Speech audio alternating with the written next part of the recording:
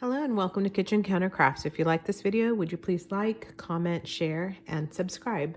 And also if you'll hit that bell icon and you can be notified of new videos coming out. So I ended up losing my hole punch and I had to go over to the Dollar Tree, and I'm sure I'm gonna find about 2 or 3 of them once because I've just bought this one.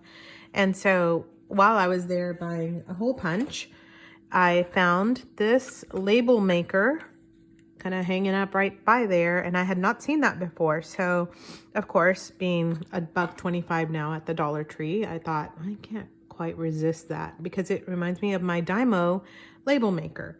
And I got it home and I thought, well, you get what you pay for, because it didn't have any tape, it didn't have anything. I couldn't figure out what in the world to do with it.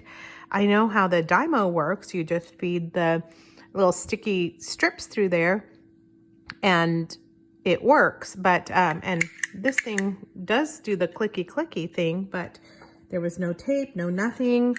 And if you take a look at the thing, no instructions. Well, how nice is that? So after fiddling around with it, there is, it actually works great, believe it or not. So look at these little strips that I made. So it works fantastic. And I was doing this late last night. So bloom, bloom, and boom. Yeah, I know. It kind of went that way. And then another one that I made, which is hilarious. So, you know, dream. It's just things that I use for tags.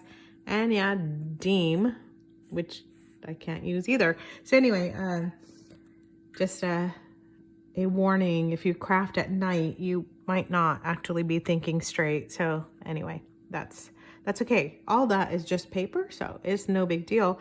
But I ended up using it for my batch of ATC cards that I'm still working on. But look at how cute that is. So it turned out great. So let me share how to do this. There is a okay, it's super hard to figure out actually, and hard to kind of find where you're putting things together. So I'm gonna try to zoom in here a little bit. There we go. Whoa, zoom in a lot. Okay, so there is this fuzzy? No, there we go. Okay, so there's this little white thingy right here. Let me grab my, where is it? There it is. All right, there's my awl. Okay, there's this white thingy right here, and then this here, and the paper's gonna go in between this and this. Down here, don't know if you can see it, there's a tiny little wheel that's gonna advance the paper. Don't worry about what this is. I have no clue what this is, but that's it. And then your paper's gonna come out this side, okay? So what you're trying to do is catch the paper on here. There's no way you can see it, so I'm just gonna have to show it to you. Now, your paper can only be this width here. So it's this width. So you're gonna have to measure it out, which I don't measure, I just eyeball.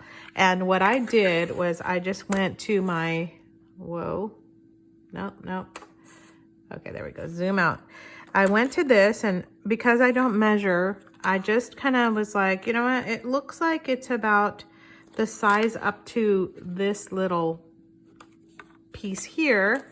So I just kind of put my paper up to that mark, and honestly, if you measure it out, it's like 3/8 of an inch or a little less than that. So I'm just gonna cut another strip again, just so I have one. And it's just cardstock. You can kind of use and play around with whatever you have. So I've got 2 strips here, relatively the same size as that, and we're just gonna use one. And I have allergies still because I'm allergic to Oklahoma, but I love it so much. All right, so we're gonna set this right here, and then so do you see it? You're gonna set it right there, and now you're gonna start clicking until it catches it. I know, it's so weird. Are you catching it yet? No. There. Okay, so it pulls it up just a tad. Now watch. It's gonna prove me wrong. can you see it going? Well, you're going to see it coming out in just a second. So I'm not actually stamping like full force because I'll do Dream. I'm not, I don't want a whole bunch of MMMs or DDDs. So you just kind of halfway punch. Okay, and look, if you didn't catch it, there, see it? Came out the other side. All right, so now I can actually go a little bit more forcefully. So there's D, and I don't know if I have to go that much, but okay, there's R and E and A and M. All right, now if you want a space in between, you can just like lightly pressure the same amount that you did for it to come out. And look, look, look, look. Can you see it coming out the other side? All right, we're gonna do this again because I'm gonna show you the little scissors, which on mine don't actually cut. Don't know if you have one, if yours cuts, but we're gonna do the Dream again. D, R, I should do Journal. I'm still making those ATCs, so we'll go with Dream. E, A, I have to spell it out because obviously I can't spell, as you saw my other thing. There we go. All right, so I'm gonna give it just a little click here. But I'm gonna show you. There's a little scissor. Do you see it? So I'm gonna just do a couple scissory things, and you're gonna see they just come out as lines. They don't actually cut anything. So I'm gonna do Journal next, I think, because that'd be cute.